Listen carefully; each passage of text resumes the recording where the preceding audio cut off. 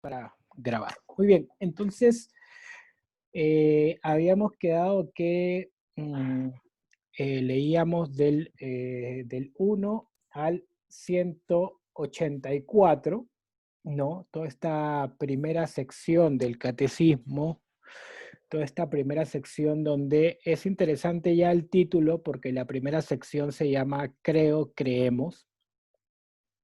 Y a veces uno piensa que la fe, lo que uno dice creer, eh, es solamente un acto personal o individual. Y si bien nadie puede decir creo por nosotros, sino nosotros tenemos que decir creo, la fe siempre es un acto de comunión. La fe siempre es un acto que te une a otros, es un acto que te relaciona con otros. En primer lugar, te relaciona con Dios, pero es la comunidad la que dice creemos, es decir, todos juntos creemos, ¿no? Y por eso cuando uno tiene fe y uno profesa la fe y uno dice yo creo en estas cosas, se inserta en el cuerpo que es la iglesia, es decir, cuando uno da el acto de fe, se inserta en el cuerpo de Cristo, es uno más del cuerpo de Cristo. Entonces es muy importante, por eso esta primera sección que va a hablar justamente de la profesión de fe, nos va a ubicar en esta profesión de fe, se llama creo, creemos, ¿no? Y el catecismo de los números 26 al 49 nos va a introducir en un primer momento a decirnos que el hombre es capaz de Dios. El hombre es capaz de Dios. ¿Y qué significa esto que sea capaz? Es decir, que el hombre tiene la capacidad de entrar en relación con Dios. Y me parece, aunque el catecismo no lo explicita de esta manera, me parece muy importante sí poner el acento en que el hombre está capacitado para la relación con Dios, incluso más que simplemente conocer a Dios o llegar a afirmar la existencia de Dios, que vendría a ser un acto pues más intelectual, un acto más del conocimiento, etcétera, sino el hombre puede entrar en relación con Dios. ¿Y por qué el hombre puede entrar en relación con Dios? Porque el hombre ha sido creado a imagen y semejanza de Dios, es decir, viene de Dios y está llamado a la comunión en el amor con Dios. Es decir, el hombre es un ser religioso por naturaleza. Por eso es que antes del cristianismo propiamente, antes de la venida de nuestro Señor Jesucristo, en muchas religiones antiguas, primitivas, encontramos este deseo del hombre de querer conocer a Dios, de querer relacionarse con lo divino, ¿no?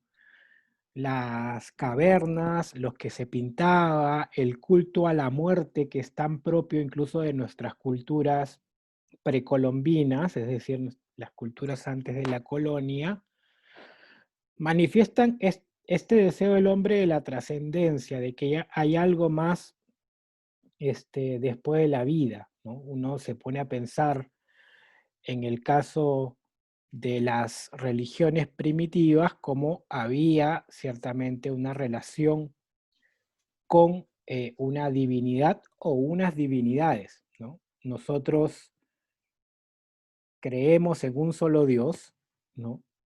Pero antiguamente teníamos las religiones grandes como la religión griega o la religión romana, que la romana en realidad es una adaptación de la griega. No, si uno se pone a ver, por ejemplo, la mitología griega y la mitología romana es una adaptación de la mitología griega y tenían dioses para todo. Es que el hombre necesitaba explicar los fenómenos de la naturaleza, necesitaba explicar las cosas que él con su razón no podía. Entonces, pero no solamente explicaciones, sino el hombre tiene la necesidad de relacionarse con alguien que lo trasciende, ¿no? El hombre tiene necesidad de relacionarse con lo divino. Y es allí donde el hombre puede encontrar la auténtica felicidad, donde el hombre puede acercarse un poquito más a llenar eso que su corazón le reclama, eso que muchos poetas han llamado la nostalgia de infinito o el hambre de eternidad que todo hombre tiene, ¿no? Y ahí el catecismo es interesante porque después de hablar del deseo que todo hombre tiene de Dios, del deseo natural de Dios, después de hablar de eso, inmediatamente el catecismo nos presenta las vías de acceso al conocimiento de Dios. Y aquí el catecismo eh, va a, digamos, apoyarse en las 5 vías de Santo Tomás de Aquino. Y esto es algo muy interesante, ¿por qué? Porque en última instancia uno se da cuenta cómo la fe y la razón, o la fe y la filosofía, no son dos cosas separadas, sino que Dios nos ha dado la inteligencia, nos ha dado la filosofía, o sea, la capacidad de hacer filosofía. El hombre es capaz de hacer filosofía, en el fondo, para poder encontrar la verdad. Por lo tanto, si el objeto de la filosofía, el objeto de nuestro estudio es la verdad, el hombre, con su razón, puede intuir, puede llegar a vislumbrar la verdad última acerca de Dios. ¿Por qué no digo que el hombre puede conocer del todo a Dios? Porque una vez que alguien conoce del todo algo, lo posee por completo. Y en ese sentido, nosotros no podemos afirmar que conocemos todo de Dios, porque Dios siempre va a ser un misterio, ¿no? El concilio de Letrán tenía una famosa frase que dice que aquello que no podemos conocer de Dios es siempre muchísimo más grande que aquello que podemos conocer. Y eso es algo muy importante porque siempre que nuestra razón se va a dirigir a Dios, se está dirigiendo hacia un misterio, ¿no? Y entonces aquí nos presenta el catecismo 2 vías para conocer a Dios: el mundo y el hombre. 2 vías para conocer a Dios: el mundo y el hombre. Las vías del mundo, como les dije, son las vías clásicas de Santo Tomás de Aquino, que están desarrolladas en la Suma Teológica, ¿no? En la Suma Teológica vemos que las vías para el conocimiento de Dios son el movimiento, el devenir, que es el cambio, la contingencia, el orden y la belleza del mundo, ¿no? Así en sencillo, el movimiento, se dice pues que para que haya movimiento, algo tiene que haber puesto en movimiento las cosas, y no nos podemos remitir hasta el infinito, sino tiene que haber un origen que empezó el movimiento. Y ese origen es Dios, lo que Aristóteles en su momento llamaba el motor inmóvil. Es para Santo Tomás Dios. Santo Tomás es muy cuidadoso, y eso es importante porque dice, es lo que los cristianos llamamos Dios. No dice el motor de inmóvil de Aristóteles es Dios, sino eso que intuyó Aristóteles, eso que intuyeron los sabios griegos, es lo que los cristianos llamamos Dios. Igual, con el devenir, Aristóteles en su filosofía plantea que siempre hay un paso de la potencia al acto. Pero dice que si uno va hacia atrás, o sea, hay potencia y esa potencia se realiza en un acto. Pero si uno va hacia atrás, tiene en algún momento, ojo, lo estoy haciendo súper corto, pero en algún momento tiene que encontrarse con un acto que de origen al paso de potencia y luego acto. Por lo tanto, tiene que haber algo que sea puro acto o acto puro. Y Santo Tomás dice que ese acto puro tiene que ser Dios, es decir, algo que no cambia, que es estable y que le da estabilidad a todas las cosas. Santo Tomás también va a hablar de la contingencia y dice, todos los seres son contingentes, es decir, que pueden ser y pueden no ser, pero que para que las cosas sean, dice, tiene que haber un principio que les ha dado el ser y que sostiene todos los seres en sí. Ese ser es Dios. Acuérdense cuando Moisés se encuentra con Dios en la zarza ardiendo, ¿no? Y le pregunta, ¿tú quién eres? ¿No? Más o menos la pregunta es, ¿tú quién eres? Porque tengo que decirle al faraón quién me ha enviado. ¿Qué le responde Dios? Le dice, yo soy el que soy. Yo soy el ser. Y por lo tanto, las cosas, las personas, pueden dejar de ser en cuanto a contingencia, en cuanto a mortalidad. Pero hay un ser que nunca deja de ser y que le ha dado el ser a los demás. Parece trabalenguas, pero es un poco así, ¿no? Y ese es eh, Dios.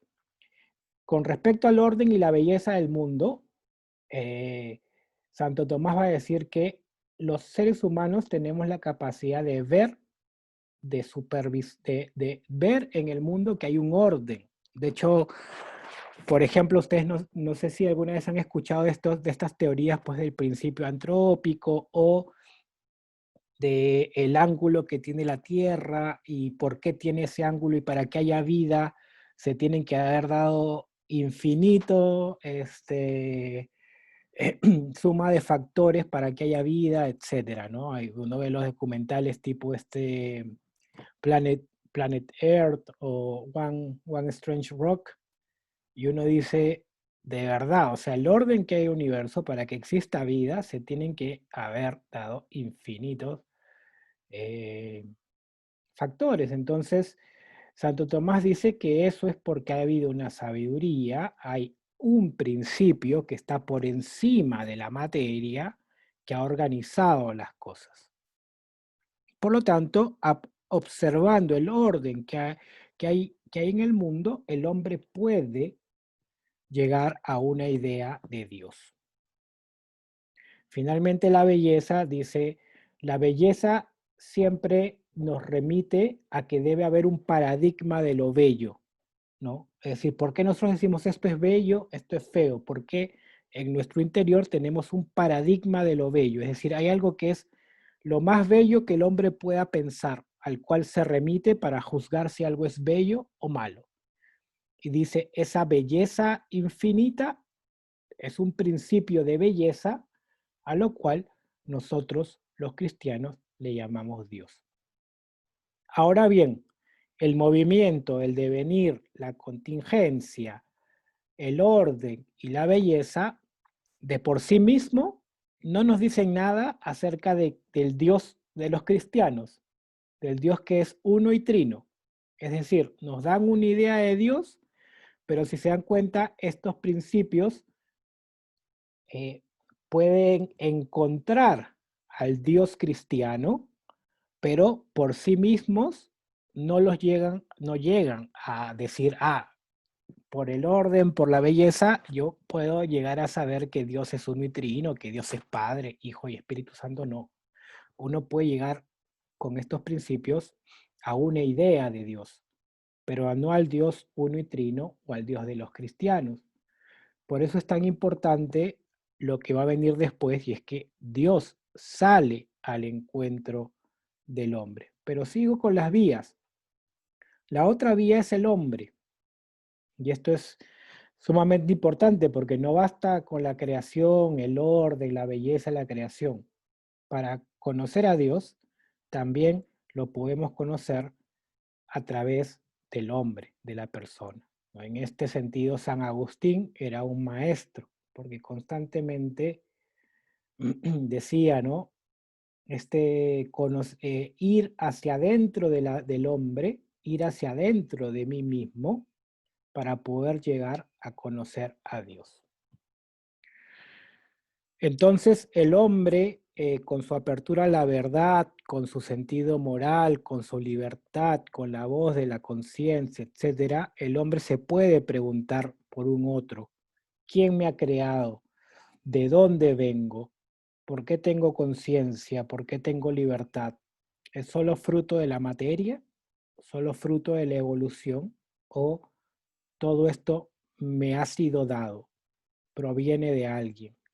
¿El hombre es un ser que simplemente está destinado a una evolución material, o hay algo que podemos llamar alma? Y si hay alma, ¿quién me ha dado esa alma? ¿El alma es eterna, infinita, o el alma es creada? Simplemente estoy poniendo muchas preguntas que, al contemplar quién es la persona humana, uno puede hacerse esas preguntas y puede decir: debe haber un principio eh, mayor para todo esto, ¿no? Entonces, pero como les digo, nada, es importante saber, sobre todo cuando uno da catequesis o tiene algún grupo en la cual realiza cierta pastoral, en un mundo en el cual nos ha tocado vivir, donde ya la mayoría de los jóvenes no recibe una formación en la fe. Es importante conocer estas vías, porque a través de ellas uno puede abrir el espacio para que la persona tenga un encuentro con Dios. Pero estas vías solamente abren el espacio, generan el espacio. Pero el encuentro personal con Dios solo lo da el encuentro personal por Dios, con Dios. A nadie se le puede obligar a creer, ¿no? Nadie. O sea, no es que en algún momento, incluso si uno se pone a nosotros mismos, nos ponemos a pensar en nuestra propia experiencia, eh, no nos hemos convertido, creído, en primer lugar porque todo era muy racional y todo era muy perfecto racionalmente, sino que ha habido un encuentro personal y ha habido que dar incluso algunos saltos para poder llegar al encuentro con Dios.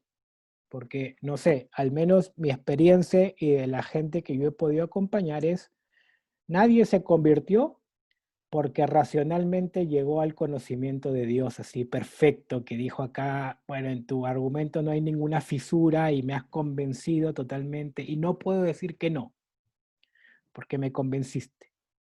No, siempre hay un acto de fe, siempre hay un acto de amor en lo cual uno se entrega, ¿no? Entonces, acá viene una pregunta y es: ¿el hombre puede hablar de Dios o es mejor callar porque no podemos decir mucho? ¿No? Es un interrogante que muchas personas han hecho.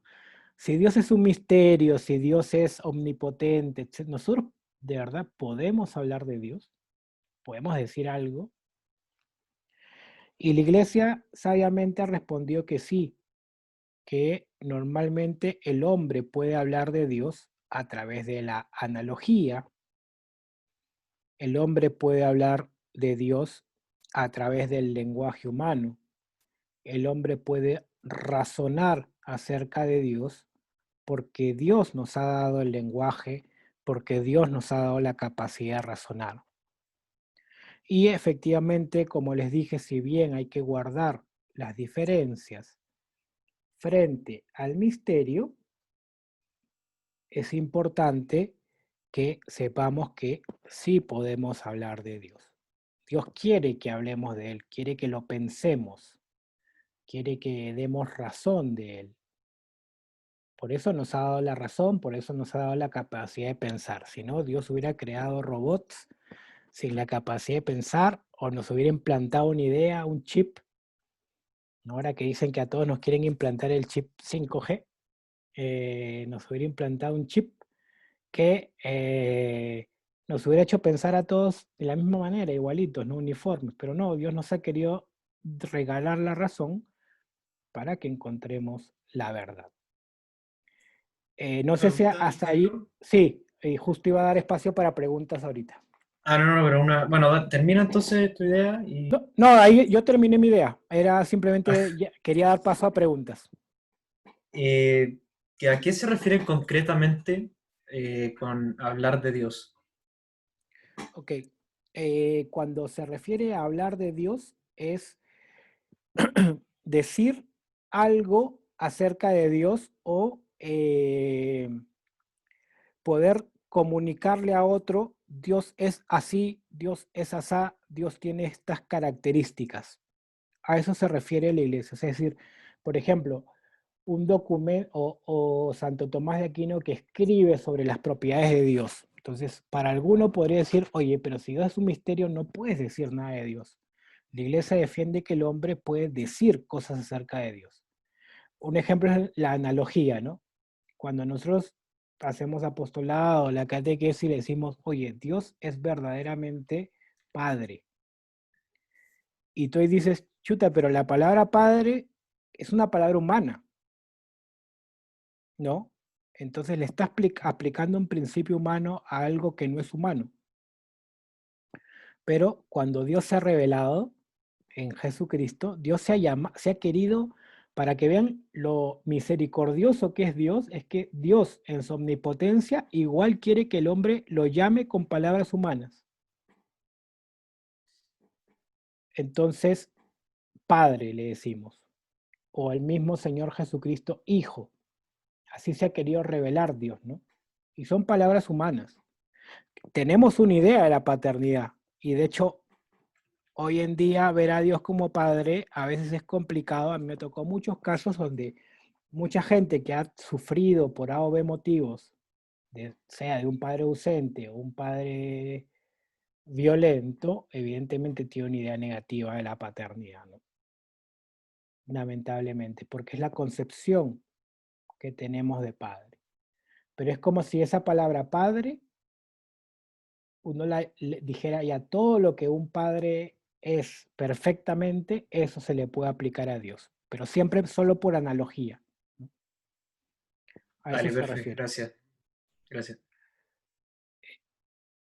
No sé si hay otra pregunta. Ahí está. Yo, o sea, un comentario con respecto a lo que Sí, acabas de decir, que también muchas veces uno habla de Dios por tu vida. También cuando uno como que tiene un encuentro con Dios y ya eh, te vas como enamorando de Dios, finalmente vas haciendo más consecuente con tu vida. Y muchas veces uno habla solo por la forma de vivir de uno. Te da como testimonio en el fondo. de Yo creo acuerdo. que esta es la forma más difícil de hablar de Dios, porque te implica como un trabajo muy personal, pero a la vez yo creo que la más linda, la más convincente, diría yo. No sé. Sí, de acuerdo. Y es lo bonito que es Dios en esta locura de amor que tiene por el hombre. Él mismo se ha hecho hombre, nuestro Señor Jesucristo, y en este intercambio donde Dios ha asumido la humanidad para que el hombre pueda asumir la divinidad, tanto nuestras palabras y sobre todo nuestras obras y testimonio de vida puede hablar de Dios, ¿no?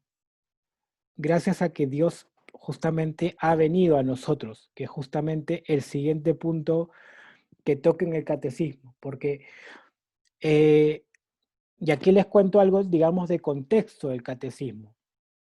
Habíamos visto un poco que el catecismo, como después del concilio, busca responder a la modernidad, que era sobre todo una modernidad racionalista, ilustrada, donde la fe y la ciencia no podían estar juntas, donde pareciera que aquello que no se podía demostrar, medir o demostrar en un laboratorio, no, simplemente no existe. Por eso es que el catecismo empieza hablando primero del hombre como capaz de Dios, es decir, el hombre sí puede llegar a Dios.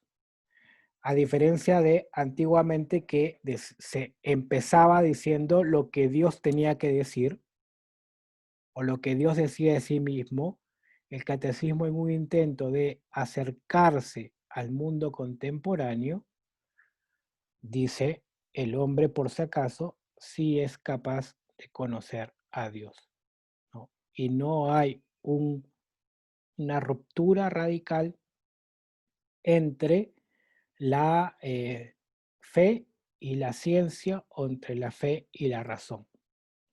Pero bueno, pasando al siguiente punto que va de los números 50 al 73, se nos dice, ¿no? Lo que les he dicho, efectivamente uno puede hacer el ejercicio racional y uno puede llegar a una idea de Dios. Pero si Dios no sale al encuentro del hombre, si Dios no viene al encuentro del hombre, el hombre se quedaría simplemente con una imagen muy vaga de Dios.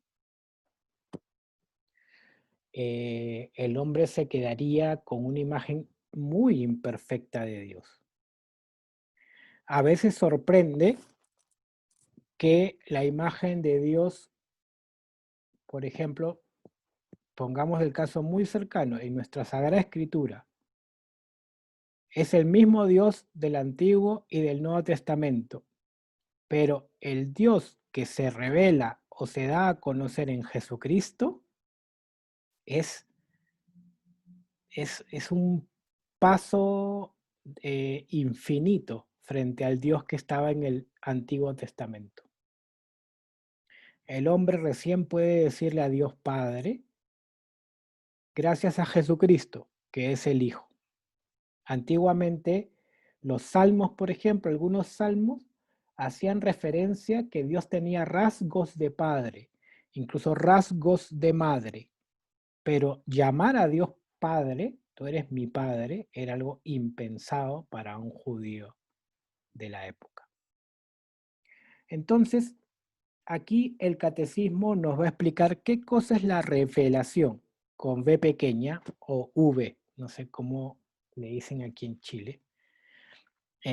Pero sí hay que hacer la diferencia porque la otra con la B grande o la B larga es revelarse de ir en contra, ¿no? Entonces, Me corta. B corta. Entonces, la revelación significa literalmente quitar el velo, ¿no? De ahí viene la palabra revelación. Es como que, imagínense, yo tengo esto de acá y esto es un velo y yo quito el velo y ustedes pueden ver qué hay detrás. Eso es la revelación. El libro del Apocalipsis, Apocalipsis significa, la traducción de Apocalipsis es revelación. El libro, algunos le llaman el libro de las revelaciones. Creo que en inglés es Revelation, si no estoy mal, el nombre que se le utiliza para el libro de Apocalipsis. Y justamente es algo que al hombre permaneció oculto o veíamos como por sombras, se revela. Me viene mucho a la mente, por ejemplo, ¿se acuerdan el mito de la caverna, ¿no? De Platón, que el hombre veía unas figuras simplemente proyectadas en una pared, luego ve las figuras, ve el fuego que produce las figuras, pero finalmente sale de la caverna y ve las cosas como en realidad son. De la misma manera, el hombre con su razón podía intuir muchas cosas, la filosofía ayudaba a que el hombre se acerque cada vez más a la verdad de Dios, pero el hombre necesitaba que Dios se manifieste, que Dios se revele, justamente que se quite el velo, para que el hombre lo pueda conocer. Ahora bien, la revelación cristiana católica, a diferencia de otras formas de revelación en otras religiones, tiene la siguiente característica, y es Dios ha querido entrar en relación directa con el ser humano. Es decir, cuando Dios se ha revelado, no ha revelado un conocimiento o un conjunto de normas para seguirlo, perdón, sino Él mismo se ha dado a conocer. Dios se ha hecho cercano. Dios ha querido mostrar su rostro. Dios, en primer lugar, eh, ha tomado la iniciativa y ha querido mostrarse tal cual es. Ahora bien, ¿por qué uno se puede preguntar? Y el catecismo lo desarrolla, de verdad que es muy bonito cómo lo desarrolla en catecismo, pero uno se dice, bueno, ¿y por qué Dios de una vez no nos dijo que era uno y trino y vino y nos explicó todo y no nos enredamos tanto? Y es que el misterio de Dios es tan grande y tan incomprensible para el ser humano que tiene que haber una gradualidad en la revelación. Tiene que Dios como irse dando a conocer de a poquitos. Un ejemplo muy concreto de esto es qué distinguía al pueblo de Israel de los demás pueblos que creían en un solo Dios, el único Dios verdadero, ¿no? Shema Israel, escucha a tu Dios, el único Dios. Yo me pregunto, ¿qué hubiera pasado si en ese momento donde habían muchas religiones, donde habían religiones politeístas, donde había todo tipo de dioses, Dios decía, bueno, por si acaso yo soy uno y trino? O sea, iba a ser una confusión tremenda. Israel tenía que consolidar primero un fuerte monoteísmo, decir, Dios es uno y es el único Dios verdadero, para luego entender que Dios no solamente es uno, sino es comunión, comunión de personas en el amor. Y eso exigía un proceso gradual y un proceso de relación. Y esto de verdad que no lo menciona en el catecismo, pero está en el espíritu del catecismo, y es, si no hay relación directa, uno se puede confundir. Si no se construye una amistad o una intimidad, es muy difícil darse a conocer. Por ejemplo, no sé, en una relación de dos personas que están pololeando, por ejemplo, ¿no? Uno, no es que en la primera salida, en la primera cita, uno ya le dice al otro, bueno, yo soy así, estos son mis virtudes, defectos, y bueno, así ya programé mi vida los próximos 10 años de esta manera, y no, sino que uno va revelando, incluso en el matrimonio mismo se da eso, uno va revelando su ser a la otra persona en la medida que la relación se va afianzando y se va construyendo. Y esa relación se va afianzando y construyendo, pues en medio de alegrías, de dolor, de penas, de tristezas y incluso de traiciones, como es el caso del pueblo de Israel. Entonces, en este sentido, yo les recomiendo que presten atención a estos números del catecismo del 50 al 73, porque el catecismo en este momento hace un recorrido por esa historia de la salvación y va a ser un recorrido por las etapas de la salvación, por la creación, por Noé, por Abraham, por cómo se forma el pueblo de Israel, ¿no? Entonces, nada, esto es importante porque hay una pedagogía de Dios. Dios es un pedagogo por excelencia, es un educador que busca justamente que el hombre pueda en esa intimidad con Él, en esa relación con Él, como pueblo, pero también como personas, dejar que Dios se manifieste, que Dios muestre su rostro.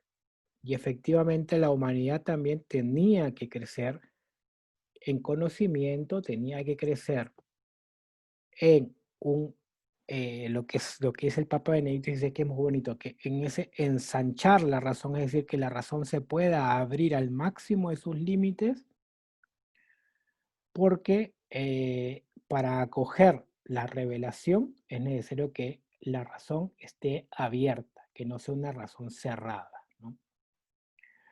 Esto de la razón abierta es muy importante, es decir, una razón que sepa que la razón es limitada, una razón que no se ponga a sí misma como centro, sino que esté siempre en busca del encuentro con el otro, es decir, que trascienda a la persona misma. ¿no? Así, nuestro mundo lamentablemente cree que la razón se tiene que imponer por la fuerza, es decir, demostrar a través de mis argumentos que yo tengo más razón que tú. A veces dice, no, pero ¿quién tiene la razón? Yo tengo más razón que tú. Cuando la razón está hecha para el encuentro, no para cerrarse o para ver quién tiene razón o quién es más poderoso racionalmente que otro, sino para encontrarnos. Si no, no tiene sentido tener razón. Muy bien. Y finalmente esta parte del catecismo, en el número 65, va a poner como la piedra, digamos, la primera piedra así fuerte, que es presentar a Jesucristo como mediador y plenitud de toda la revelación. Es decir, cuando Jesucristo, el Verbo de Dios, se encarna, la revelación llega a su plenitud. Todo lo que Dios tenía que decir de sí, lo dice en Jesucristo. Y por eso ya no va a haber otra revelación con R mayúscula. Puede haber revelaciones privadas, ¿no? Perdón. Puede haber, sí, que cuando por ejemplo se aparece la Virgen y da un mensaje, es una revelación privada. Si alguno de ustedes en algún momento tiene una visión mística, como algún santo la ha tenido, esas son revelaciones privadas. Es decir, están en vistas para que tú crezcas en tu fe, en tu caridad, en tu esperanza. Pero aquello que necesitamos creer para salvarnos está en lo que ha dicho Jesús.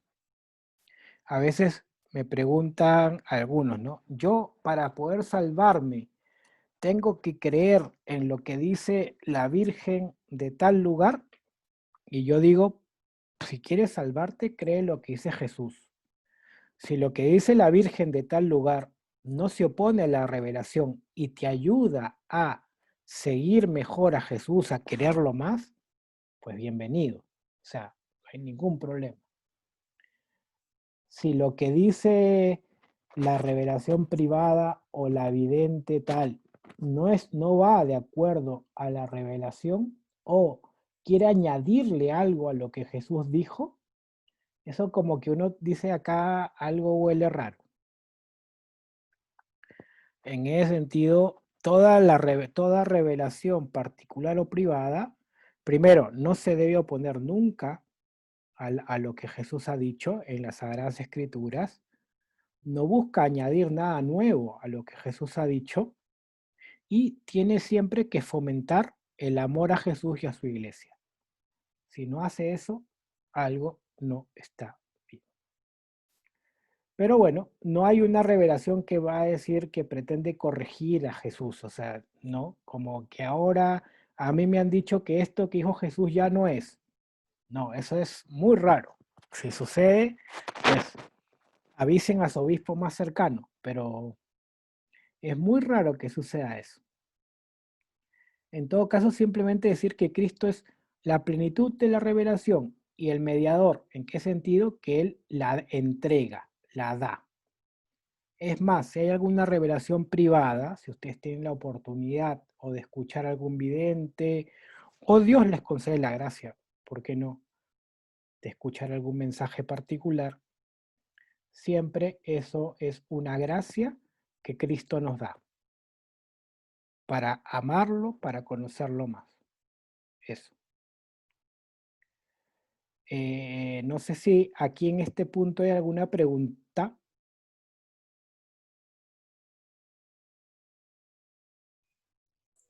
Todo claro, Por aquí. por acá. Perfecto. Todo claro. Muy bien, entonces aquí entramos ya dijimos, entonces Cristo es la plenitud de la revelación, es la forma como Dios se ha manifestado, se ha dado a conocer. Ahora bien, esto, ¿cómo se ha transmitido? ¿Cómo ha llegado hasta nosotros? Porque si bien decimos que Jesús sigue vivo, ¿Cómo ha hecho para que su mensaje perdure 2000 años? Y aquí entramos a lo que el catecismo habla entre los números 74 y 141 sobre la transmisión de la revelación. Y aquí me hubiera gustado tener un cuadrito o una imagen, pero quisiera simplemente ver si mentalmente podemos hacer esta imagen. La revelación solo tiene una sola fuente, que es Jesucristo. Una sola fuente. La única fuente es Jesucristo. Ahora bien, si bien la única fuente es Jesucristo, esta fuente se derrama, se transmite, chorrea, por así decirlo, criollamente, de dos maneras: mediante la Sagrada Escritura y mediante la Sagrada Tradición, o lo que conocemos como tradición escrita, Sagrada Escritura y tradición oral. Así, Dios se ha manifestado. Muchas veces la Sagrada Escritura lo conocemos como la palabra de Dios, ¿no? En un sentido estricto, en un sentido amplio, perdón, no estricto, sino amplio, todo es palabra de Dios, porque Jesucristo es la palabra de Dios. Esta palabra de Dios se nos ha transmitido de dos maneras: una escrita, la Sagrada Escritura, la Biblia que tenemos todos, y de manera oral, que es la tradición viva oral de la Iglesia, ¿no? Entonces, en primer lugar, ¿qué es la Sagrada Escritura? Y aquí vamos a hacer curso rápido de Sagrada Escritura básica. La Sagrada Escritura es el conjunto de libros que han sido escritos por inspiración del Espíritu Santo, cuyo autor último es Dios, que ha inspirado a estas personas que han redactado los libros y que a su vez han sido consignados, entregados a la Iglesia. Y que si en algún minuto la Iglesia tuvo que hacer el ejercicio de reconocer cuál de estos libros eran inspirados o no. ¿No? Una cosa que a veces sucede con los hermanos protestantes es que ellos dicen solo la escritura, solo la escritura. Y la escritura que ellos tienen fue reconocida en un concilio de la Iglesia Católica. Entonces, o sea, ellos de alguna manera, claro, ellos, ¿dónde está su origen? ¿Dónde está su fundador? ¿No? ¿En qué se basan? En algo que la Iglesia ha definido, la Iglesia católica.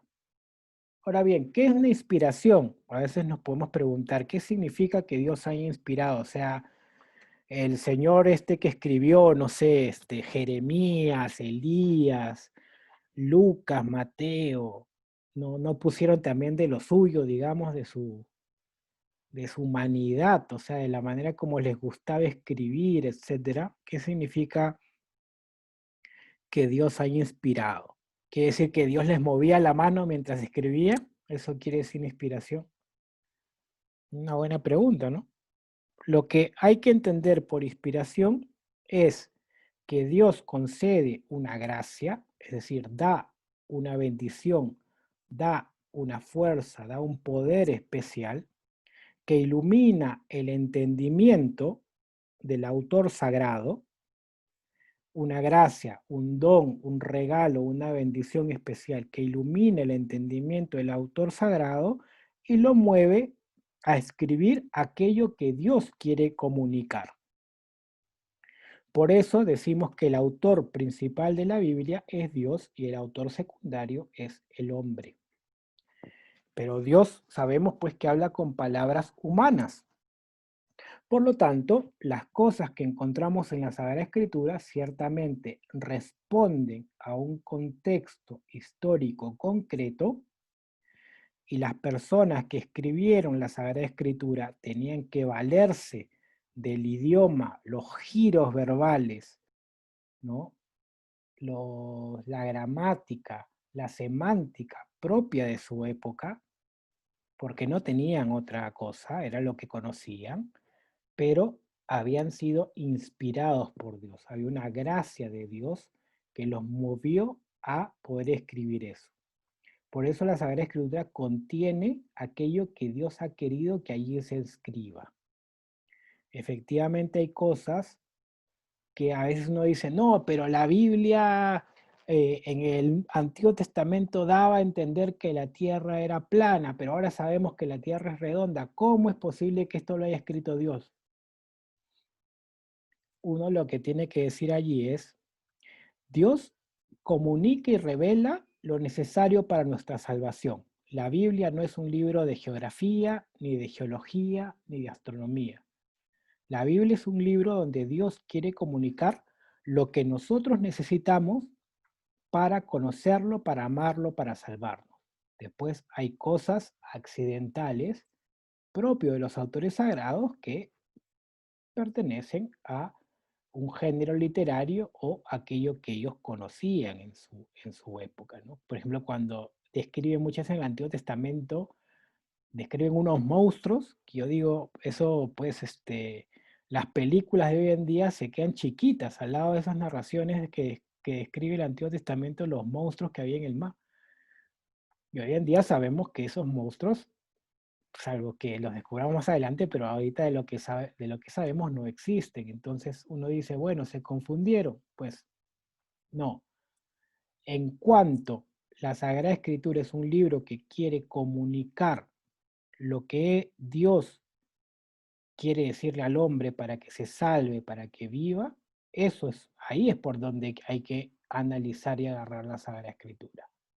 No someterla a un juicio ni de científico, ni un juicio para ver qué datos son verdaderos y falsos, no. La Biblia se recibe como palabra de Dios que quiere comunicar algo acerca de Dios.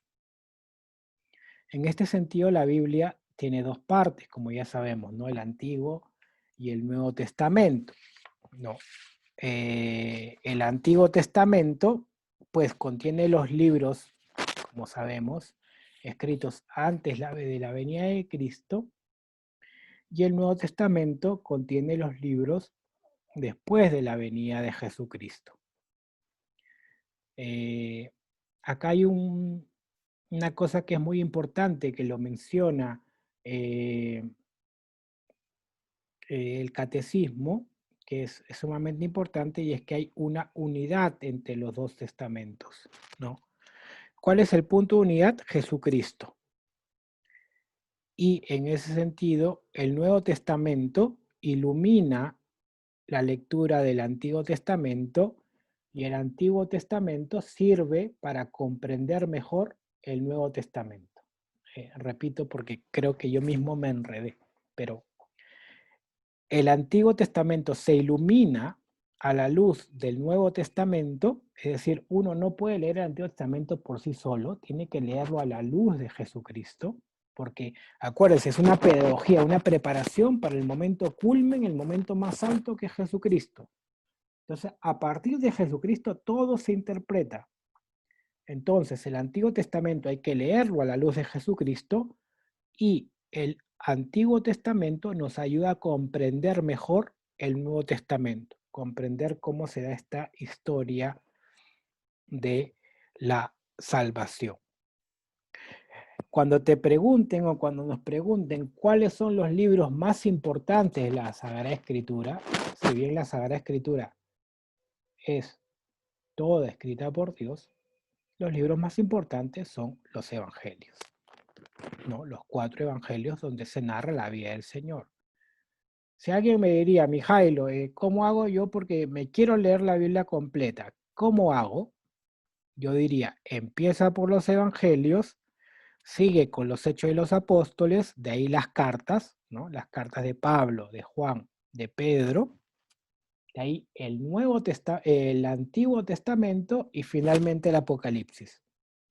Ese sería como yo el recorrido que yo personalmente, lo que he podido leer la Sagrada Escritura y he recibido clases de Sagrada Escritura, es el recorrido que yo recomendaría. No meterse ni a leer de una el Apocalipsis, ni a leer de una el Antiguo Testamento, sino haber leído bien los 4 evangelios. Una vez dice, bueno, me quiero ir al Apocalipsis porque es como la parte más entretenida, porque ahí me van a hablar del fin del mundo, del demonio o el dragón con no sé cuántas cabezas y tal, como que es más así, wow, ¿no? Pero no, eso no, o sea, uno lo puede leer, no es libre de poder leerlo, pero no va a tener una recta interpretación de eso si no es que primero ha comprendido y ha interiorizado los 4 evangelios, ¿no? Ahora bien, lo que Dios ha revelado está totalmente contenido en las Sagradas Escrituras, no. Hay una parte muy importante que Dios ha revelado que no está en la Sagrada Escritura. Por eso decimos que los cristianos no somos una religión del libro. Es importante, no somos una religión del libro.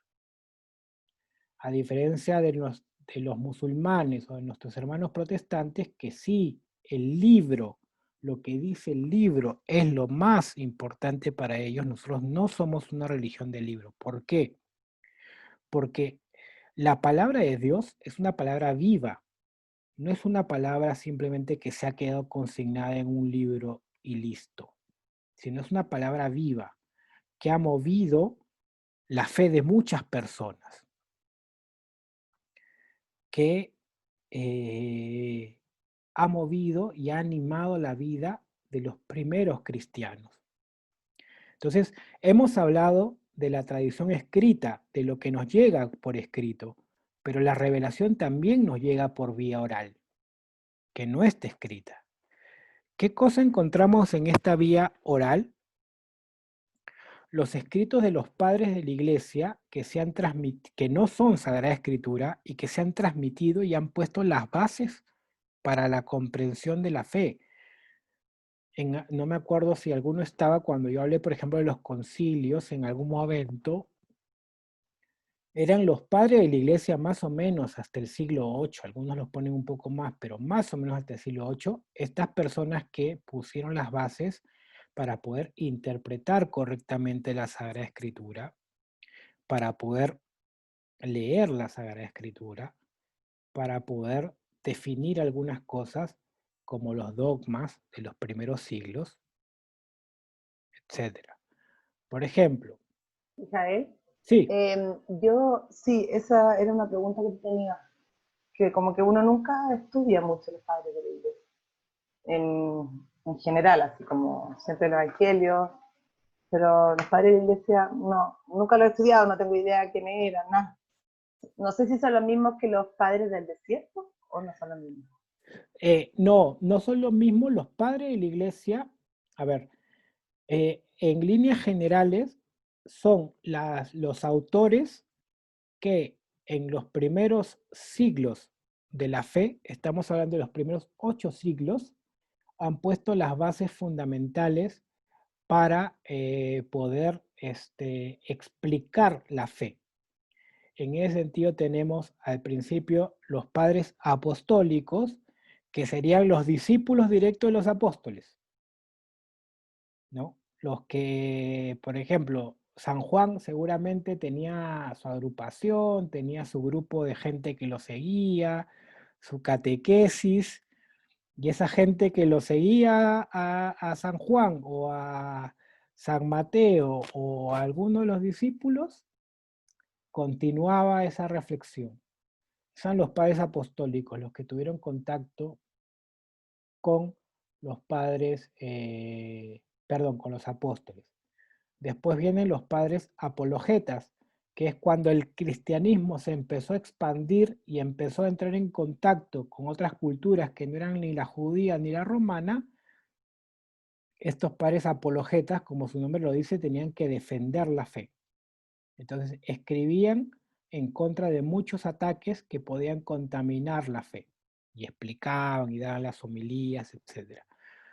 Después viene un grupo de padres, que son los padres capadocios, así se llaman, que son tres: San Gregorio, los dos Gregorios, San Gregorio Nacianceno, San Gregorio de Niza y San Basilio, son tres titanes de la fe, diría yo, que ponen casi las bases para que nosotros podamos comprender el dogma trinitario, es decir, que Dios es uno y trino. Evidentemente, la base está en la Sagrada Escritura, pero su desarrollo teológico es lo que nos permite hoy hablar de un Dios uno y trino. Después los padres, de alguna manera, se ramifican entre padres griegos y padres latinos, según escribiesen. Los griegos eran porque escribían en griego, los latinos porque escribían en latín, ¿no? Entonces, sí, es una buena pregunta porque nosotros leemos muy poquito en general los padres. Eh, es verdad que directamente es difícil, el lenguaje no es fácil. El Concilio Vaticano II, cuando propone este retorno a las fuentes, volver a las fuentes, eh, es muy explícito en hablar de que hay que volver a las fuentes no solo de la Sagrada Escritura, sino también de los padres, y dentro de los padres la liturgia. ¿Por qué es importante lo de la liturgia? ¿Por qué? Porque, por ejemplo, la celebración de la Eucaristía no está en la Sagrada Escritura. ¿Cómo se celebran los sacramentos? No está en la Sagrada Escritura. O alguien dice, bueno, ¿en qué parte de la Sagrada Escritura está la confesión? El rito. No está. Entonces, es lo que la iglesia rezaba desde el principio, pero rezaba en común, no es que a alguien simplemente se le ocurría, lo que la iglesia, lo que Dios iba suscitando en su iglesia para que rece, para que celebre la fe, eso fue madurando a lo largo de los siglos hasta que nos llega hasta el día de hoy en la forma como se celebran los sacramentos. Pero este proceso de la liturgia, de los cantos litúrgicos, de cómo se alababa a Dios, recién acabo de ver, cómo se alababa a Dios en la liturgia es muy importante para nuestra fe. Ahora bien, es el acceso a los padres, creo que tiene que ser un acceso paulatino, por lo menos conocer que existieron. Yo encuentro, por ejemplo, que en el catecismo se cita muchísimo a los padres de la iglesia, ¿no? Por ejemplo, ya ahorita nomás, en el anterior capítulo que vimos, se citaba mucho a San Agustín, se citaba al mismo Ireneo, entonces es bueno a veces ver, por ejemplo, en esta lectura que estamos haciendo del catecismo, cuando hay algún autor, googlear así rápidamente, ¿quién es este Ireneo? ¿Quién es este Clemente? Y uno se da cuenta a veces que son padres de la iglesia, que son del siglo I, del siglo II o del siglo III o IV, como Agustín, San Agustín, y que uno va diciendo, estos ayudaron a poner las bases de lo que hoy es nuestra fe. Esos son los padres de la iglesia y esa es la tradición. Ahora bien, para que no nos perdamos en la nebulosa de la interpretación y que cada uno pueda interpretar como le da la gana, ¿quién es el encargado de dar una correcta interpretación a la Sagrada Escritura y la Sagrada Tradición? El magisterio de la Iglesia. Es decir, el magisterio del Santo Padre, de los obispos, de los concilios, que nos dan como normas de interpretación, guías de interpretación, ayudan a resolver dudas en la interpretación. Por eso es muy importante mirar a la iglesia, mirar lo que dice la iglesia. No solamente como un ejercicio de, es que la jerarquía manda, no, hay una jerarquía que Dios ha querido, que Jesucristo ha querido, y les ha dado el don, la gracia, la bendición de poder interpretar. Incluso los concilios, cuando un papa se pronuncia acerca de un dogma, cuando un papa se pronuncia para resolver alguna cuestión de fe, se dice que en ese sentido el magisterio ha hecho una interpretación de la Sagrada Escritura. Y es otra cosa que nos diferencia, por ejemplo, de nuestros hermanos protestantes en la lectura de la Sagrada Escritura, ¿no? Los protestantes no tienen el magisterio. Ellos dicen, bueno, cada uno puede interpretar la Sagrada Escritura como quiera, puede interpretar la tradición como quiera. No tienen tradición tampoco, porque ellos acuérdense que empiezan con Lutero. Algunos han empezado la semana pasada, ¿sí? Pero ellos, si los más serios, empiezan con Lutero. Entonces, en ese sentido, no tienen la tradición, que es toda esta reflexión de los padres, la liturgia hermosísima, los bautizos del primer milenio, cómo se celebraba la Eucaristía, las fórmulas, por qué los panes, por qué el vino, etcétera, la comunidad cristiana reunida, la catequesis, todo esto que es parte de la vida. Por eso es tan importante decir que nuestra fe es una fe viva, no solamente que está escrita en un libro, sino que es vida, que es actual. Y además no tienen, digamos, este sujeto objetivo externo que te puede dar pautas para la interpretación, para no desviarnos, ¿no? Dios ha querido dejar en las autoridades eclesiásticas este ministerio de la interpretación de la Sagrada Escritura, sobre todo para cuidar al pueblo de Dios, no para que ellos impongan una manera de ver las cosas o digan, es así y nadie puede llevar la contraria, no, sino para cuidarnos a los fieles de poder tener una lectura buena de la palabra de Dios. No sé si aquí habrá alguna otra preguntita, pero para que vean cómo vamos, la próxima vez voy a tratar de hacer como mapitas, porque me gusta, pero no he tenido mucho tiempo, pero vamos diciendo, el hombre puede conocer a Dios, el hombre en este poder conocer a Dios, Dios le ha regalado una serie de capacidades para poder conocerlo y decir cosas acerca de él, pero no basta con eso. Dios ha tenido que tomar la iniciativa, salir al encuentro del hombre, darse a conocer. Y en ese sentido ha habido etapas de la revelación en que Dios paulatinamente se ha dado a conocer. Y si bien a veces, como alguien me comentó ahorita, a veces parece que le hacemos el feo al Antiguo Testamento, el Antiguo Testamento sí es muy importante, hay que leerlo y hay que aprender. Porque en el fondo la historia de Israel, si se dan cuenta, es nuestra propia historia.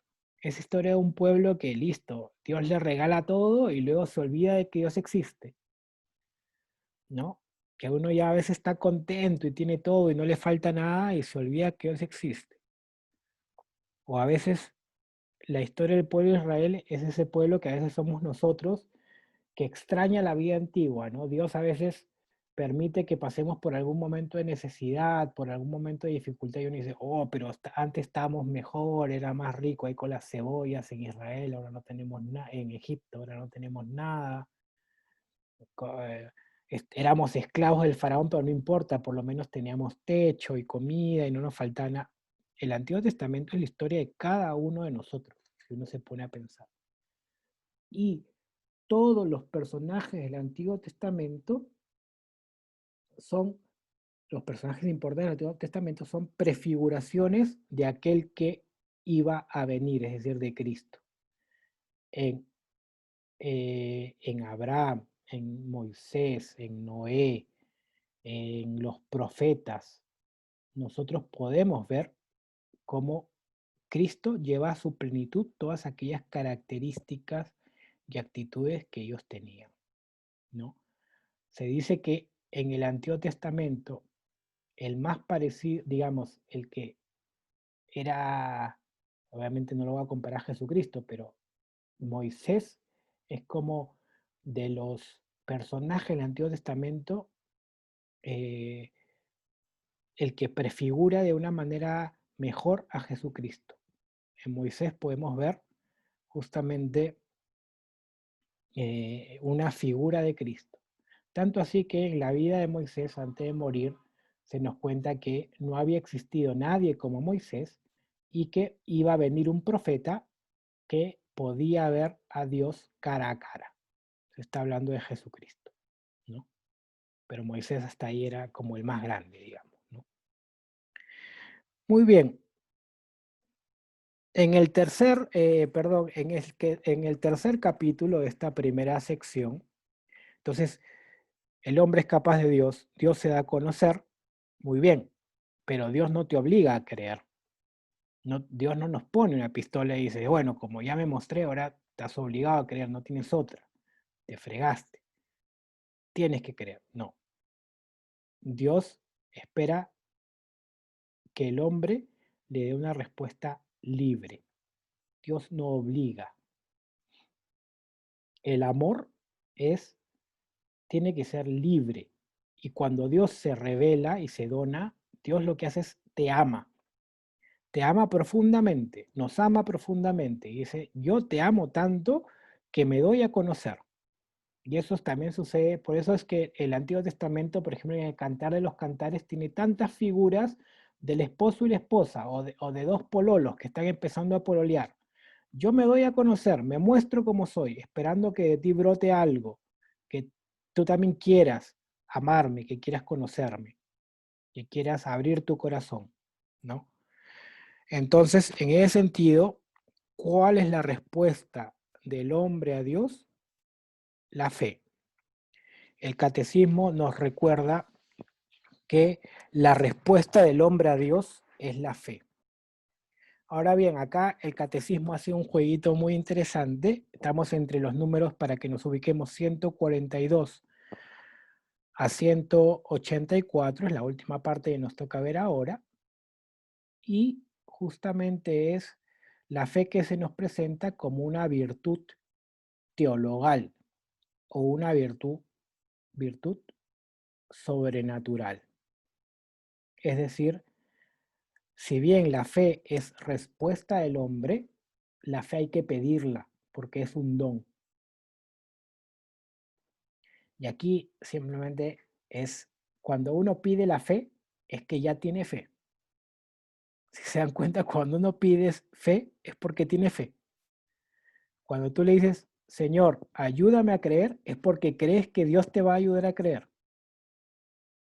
Entonces, ese pedir fe ya es un acto de fe, ¿no? Y Dios constantemente regala la fe. La fe es justamente una adhesión, una respuesta afirmativa, consciente y libre del hombre a Dios. Es decir, Señor, te creo. Yo te creo a ti. No solamente en cuanto a conocimiento. Ojo, el conocimiento es muy importante y no quiero que suene que yo me estoy dando de baja el conocimiento. El conocimiento es muy importante, por eso estamos aquí en una reunión de catequesis, de catecismo. Si no, no tendríamos esta reunión. Pero la fe exige un encuentro, es decir, nos estamos encontrando con alguien que te dice te amo y tú le tienes que decir yo también, o le puedes decir yo no. Entonces, es ante todo un encuentro. La fe es una respuesta afirmativa, consciente y libre. Nadie te obliga y eres consciente de decirla. Dios se te ha mostrado su corazón, ha mostrado su rostro y tú le dices, creo en ti. ¿No? Creo en ti, creo en Dios. Creo en Dios que es Padre, Hijo y Espíritu Santo, que es lo que vamos a ver después. Creo en Dios. ¿No? ¿Cuáles son las verdades que creemos los cristianos? Fundamentalmente las que vamos a ver en nuestra siguiente sección, que es las verdades que están contenidas en el credo. Eso es, digamos, el contenido fundamental de lo que cree el cristiano son las verdades que están contenidas en el credo. Ahora bien, una cosa muy bonita del catecismo en el 144, cuando empieza a explicar lo que significa la obediencia y la fe, va a la etimología de la palabra obedecer y dice que la obediencia viene de la palabra justamente op audire, ¿no? Que viene de la palabra escuchar. Entonces, para obedecer hay que escuchar. ¿Qué es lo que Dios nos está diciendo? Si uno verdaderamente quiere decirle a Dios sí, es decir, dar una respuesta de fe, ante todo tiene que escuchar lo que Dios le dice. Y Dios es el garante, es quien garantiza que lo que nos está diciendo es verdad, porque en Dios no puede haber mentira. Entonces sucede lo siguiente en el ser humano.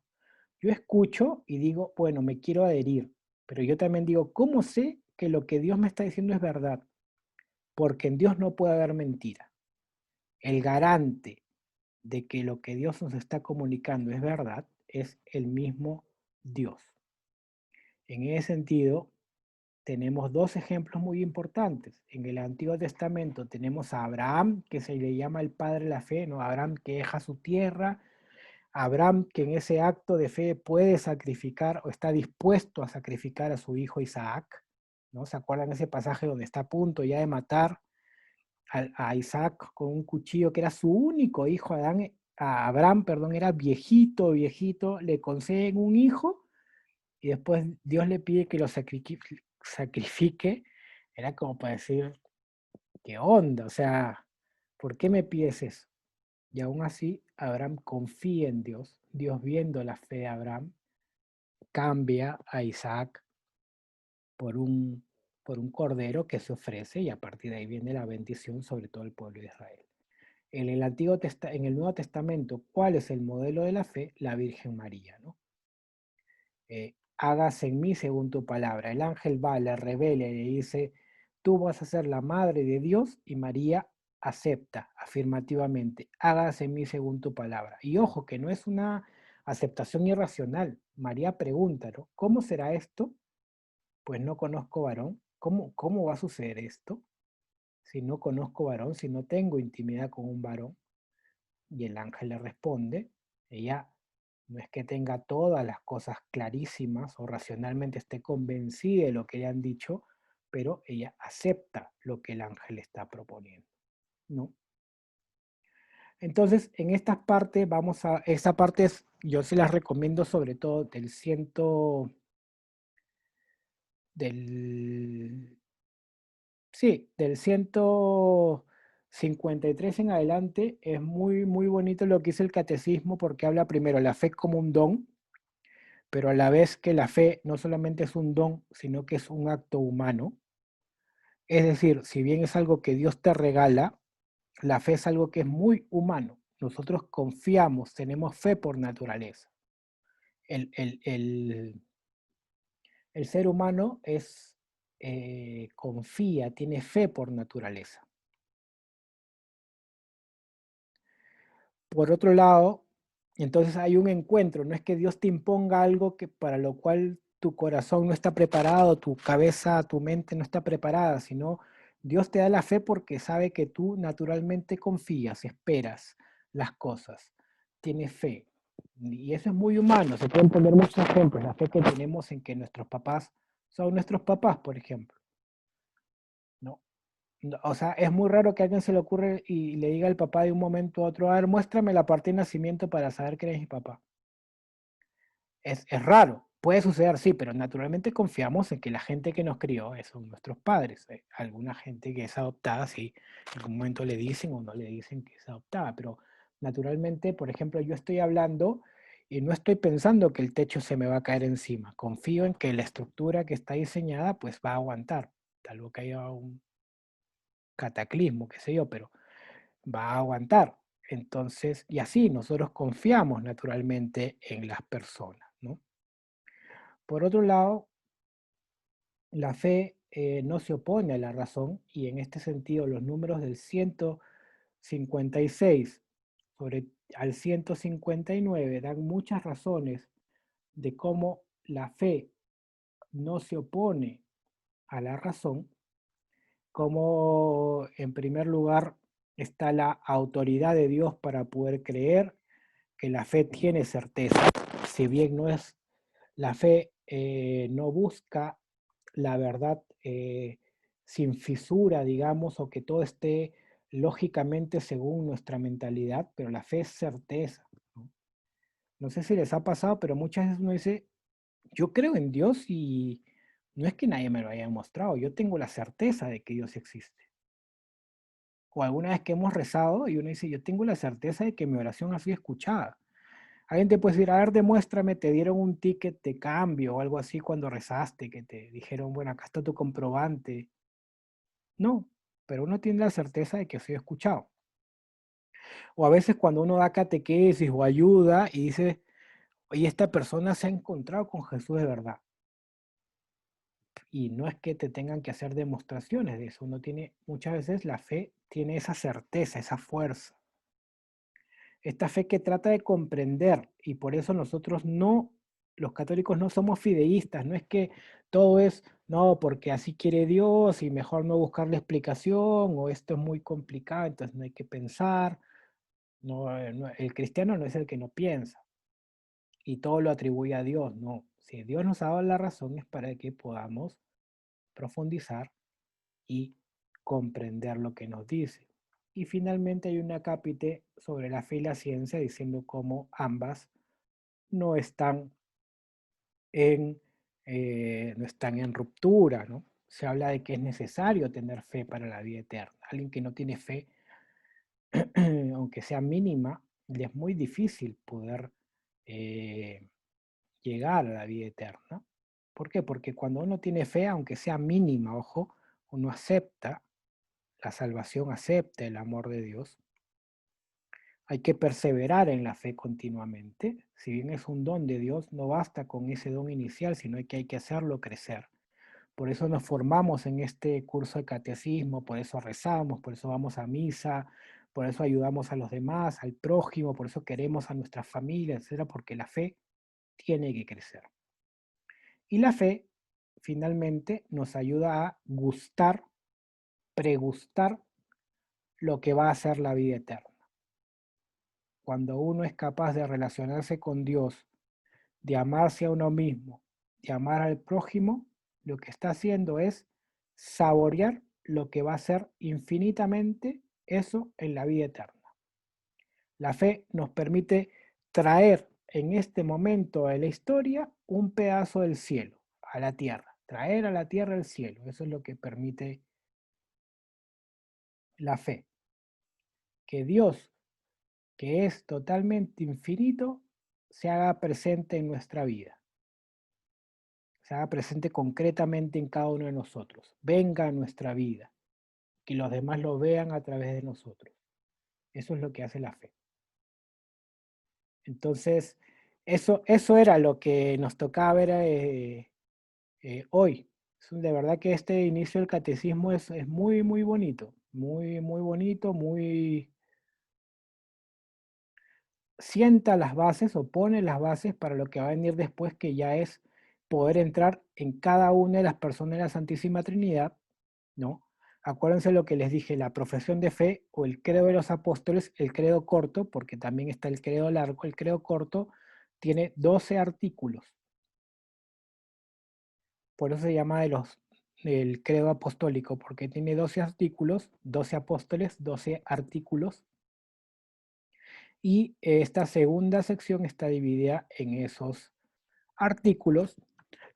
Mi propuesta es que para la siguiente reunión ustedes puedan leer hasta el 267. Perfecto. 267.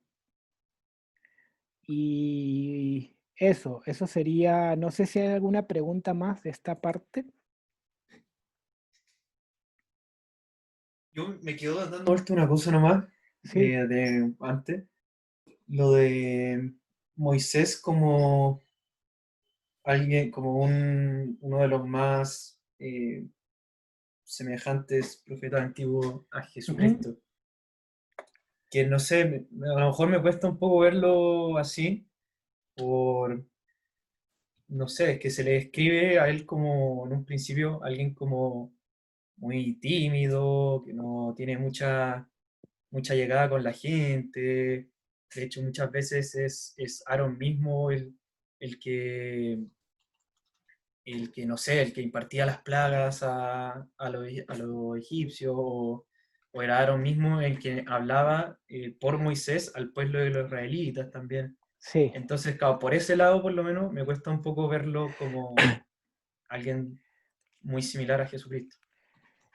Se le pone como figura a Jesucristo, sobre todo en dos,